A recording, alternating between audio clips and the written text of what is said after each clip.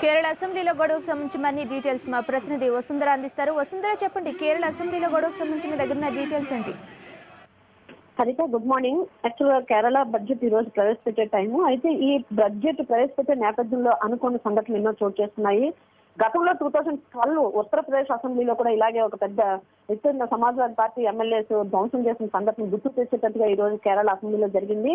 అయితే రాష్ట్ర మంత్రి కేఎం మణి ఈ రోజు యాక్చువల్ గా బడ్జెట్ ప్రవేశపెట్టాల్సిన సమయం. అయితే ఆ టైం కు ముందుగానే అంటే థర్స్డే ఈవినింగ్ నుంచే కూడా దీనికి ఒక సన్నాహాలు జరుగుతున్నట్టుగా కూడా వివరాలు పాలక పార్టీకి తెలిసినాయి. ఎలాగంటే యాక్చువల్ గా ఈ రోజు మార్నింగ్ బడ్జెట్ ప్రవేశపెడతారనే విషయాన్ని ముందుగానే నిరోధించాలనే ఉద్దేశంతోనే కొంతమంది కార్యకర్తలు, అపోజిషన్ కార్యకర్తలు నిన్న సాయంకాలం నుంచే బడ్జెట్ ప్రవేశపెట్టే ఆ అసెంబ్లీ ప్రాంగణంలోనే వీళ్ళు వెయిటింగ్ లో ఉన్నట్టుగా తెలిసింది. అయితే ఈ విషయం తెలుసుకున్న ఈ రాష్ట్ర మంత్రి కేఎం మణి రాత్రి నుంచే అసెంబ్లీ భవనంలోనే లోపలే ఉన్నట్టుగా తెలిసింది. అయితే మార్నింగ్ ఆయన భవనంలో అసెంబ్లీలో బడ్జెట్ ప్రవేశపెట్టే టైంకి కరెక్ట్ గా మొత్తానికి అసెంబ్లీ ద్వారాలు కూడా అన్నిటినీ మూసేసి నిర్బంధించేసి, అలాగే ఈ అసెంబ్లీ బడ్జెట్ ని ప్రతులను కూడా లోపలికి రానివ్వకుండా నిరోధించడానికి ప్రయత్నించి కార్యకర్తలు పెద్ద ఎత్తున ధ్వంసం చేపట్టారు. అలాగే అసెంబ్లీలో ఆ బడ్జెట్ ప్రవేశపెట్టే టైంకి స్పీకర్ చైర్ ని కూడా వీళ్ళు తోసిపడేయడం, ధ్వంసాన్ని సృష్టించడం చాలా పెద్ద ఎత్తున అనుకోని సంఘటనలు ఎన్నో జరిగాయి హరిత ఈ రోజు.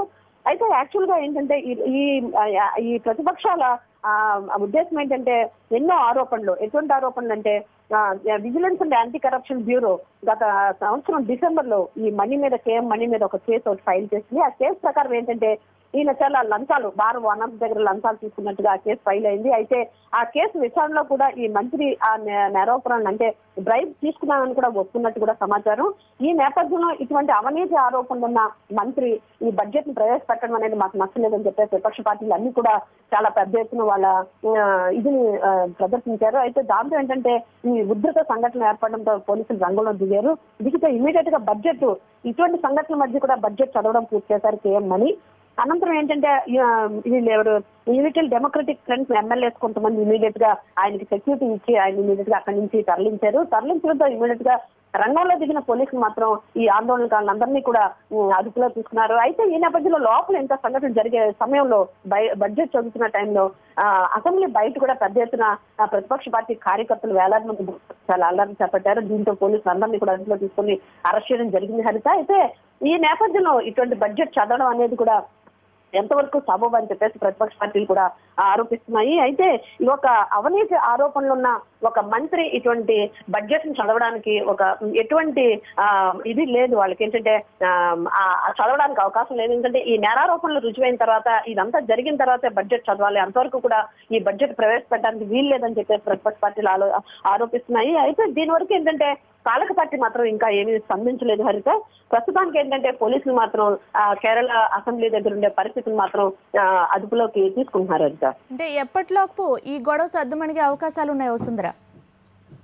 ప్రస్తుతానికి ఏంటంటే బడ్జెట్ చదవడం పూర్తయిన తర్వాత కొంతవరకు కూడా అసెంబ్లీని వాయిదా వేశారు. అయితే ఇది ఈ అల్లర్లంతా కూడా చదువుకున్న తర్వాతే మళ్ళీ బడ్జెట్ చదవడానికి అవకాశం ఉంది. అయితే ఇంత అల్లర్ల మధ్య ఈ రోజు బడ్జెట్ లో తదుపరి సమావేశం లేదంటే తదుపరి ఈ బడ్జెట్ ఏంటి ఈ మంత్రుల మధ్య ఉండే చర్చలు కానీ అటువంటివి కూడా ఈ రోజు జరగడానికి అవకాశం లేదంటున్నారు. అయితే అది ఎంతవరకు అనేది కూడా మనకి వాయిదా అయిన తర్వాతే, అంటే ఈ కొంతవరకు వాయిదా వేసిన సమావేశం తిరిగి పునఃప్రారంభిస్తే మాత్రం మనకు తెలుస్తుంది హరిత. అయితే ఈ లోపల ఏంటంటే ఇప్పటికీ కూడా ప్రస్తుతానికి ఉద్రిక్తంగానే ఉంది హరిత పరిస్థితి. Okay Vasundhara, thank you.